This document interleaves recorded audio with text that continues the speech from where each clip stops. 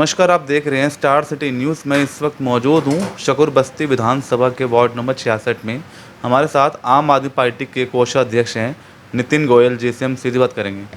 Sir, मैं पहले आपसे इंट्रोडक्शन कर लेता हूँ कि आपका राजनीतिक सफ़र दौर जैसे शुरू हुआ आम आदमी पार्टी में, कब से आना हुआ आपको? मेरे को पार्टी से जुड़े हुए लगभग 5 साल हो गए हैं। Okay sir. और मैं जैन साहब के पास, सत्येंद्र जैन जी के पास अपने किसी काम से गया था।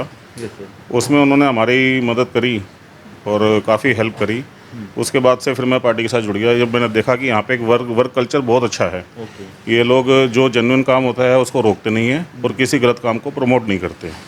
उसके बाद से फिर मैं इनके साथ जुड़ गया था। अच्छा, इससे पहले और आप किसी पद पे भी रह चुके हैं? इसके अलावा मैं मंडल अध्यक्ष हूँ और रोगी कल्याण समिति का मेंबर भी हूँ। आपका जीवन परिचय कैसा है? थोड़ा आपके जीवन परिचय पर बात कर लेते हैं। हमारी जो फैमिली है वो शुरू से ही जन सेवा के कार्यों में लगी रही है। हमारे दादाजी थे, रानी बाग की बहुत बड़ी हस्ती थे, काफ़ी जन सेवा के कार्यों में लगे रहते थे।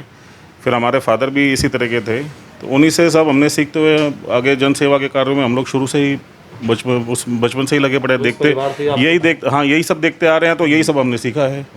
तो राजनीति के अलावा आप जैसे सोशल एक्टिविटी करते हैं सर, किसी संस्था से भी जुड़े हुए हैं आप?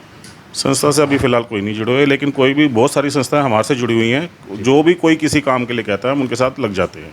चलो, आज के हालातों को लेकर बात कर लेते हैं सर। जैसे अतिक्रमण के खिलाफ जो जगह जगह आप देख रहे हैं बुलडोजर चलाए जा रहे हैं, इस पर आप कुछ अपनी बात रखना चाहेंगे? ये बुलडोज़र सिर्फ राजनीति है और कुछ नहीं है। इनके पास कोई मुद्दा रह नहीं गया है मोदी सरकार के पास, और बुलडोज़र एक बहाना है। इनके पास और कोई एजेंडा है ही नहीं है। और ये भी इनको बहुत अच्छी तरह से पता है, दिल्ली में ये एमसीडी किसी भी हाल में नहीं जीत सकते थे। तो ये एक जान की सोची समझी साजिश के तहत ये सारा काम करा गया है। बुलडोज़र का जो मुद्दा है वो इनका यूपी में हिट हो गया है, तो वो अब ये उसको सारे देश में उसी तरह से अप्लाई कर रहे हैं। और बाकी तो इनके पास कोई ऐसा एजेंडा, ना कोई एजेंडा है, ना अपने काम दिखाए। इनके पास कोई काम है ऐसे जो ये पब्लिक के पास लेके जाए। सर, यहाँ के विधायक हैं सत्येंद्र जैन, स्वास्थ्य मंत्री, उनका कुछ काम बताएंगे? क्या क्या डेवलपमेंट हुआ वार्ड 66 में? आज की डेट में आप वार्ड 66 में देखोगे तो एमसीडी जिसमें 15 साल से बीजेपी बैठी हुई है, कोई काम उनके द्वारा करा ही नहीं गया है।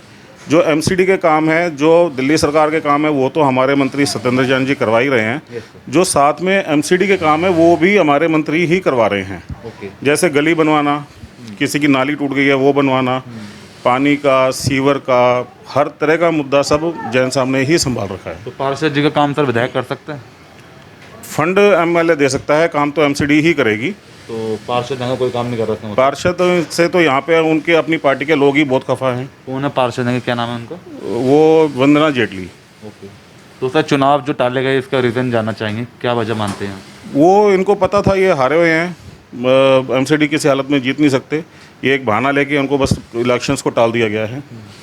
अच्छा, लगातार जो आज का दौर जो महंगाई का देख रहे हैं सर, रोज़गार है नहीं और महंगाई दर लगातार बढ़ता जा रहा है, इसको लेके आप क्या कहना चाहेंगे? कौन सरकार जिम्मेदार है इन चीज़ों को लेकर? मोदी सरकार, हमें तो जो महसूस होता है मोदी सरकार लगभग हर मामले में फेल है। ना उनसे इंटरनल अपना अफेयर संभले हैं, ना उनसे एक्सटर्नल अफेयर संभले हैं, ना वो इकोनॉमिक के मामले में वो है। पब्लिक हर तरह से महंगाई से त्रस्त है, काम धंधे लोगों के पास है नहीं है, महंगाई आसमान छू रही है। और उसके अलावा जो कोविड का जो दौर गया उसमें इन लोगों ने उसके बहाने से और घोटाले पे घोटाले करते चले गए, जिसकी मार पब्लिक को झेलनी पड़ रही है। अच्छा, आप अपने आम आदमी पार्टी से आप जो जुड़े हैं, आपके साथ और जो लीडरशिप है सर, कितनी जुड़ी है आपके साथ? हमारे साथ पूरी टीम है। हमारे वार्ड अध्यक्ष हैं, गुलाटी जी हैं, हमारे संगठन मंत्री हैं, मिथिलेश मैडम हैं, मैं कोषाध्यक्ष हूँ, और हमारे बहुत सारे वो हैं। और आज इनके कार्यों को देखते हुए, आम आदमी पार्टी के कार्यों को देखते हुए, बीजेपी और कांग्रेस से भी लोग आके आज आम आदमी पार्टी से जुड़ रहे हैं, और पब्लिक भी जुड़ना चाहती है।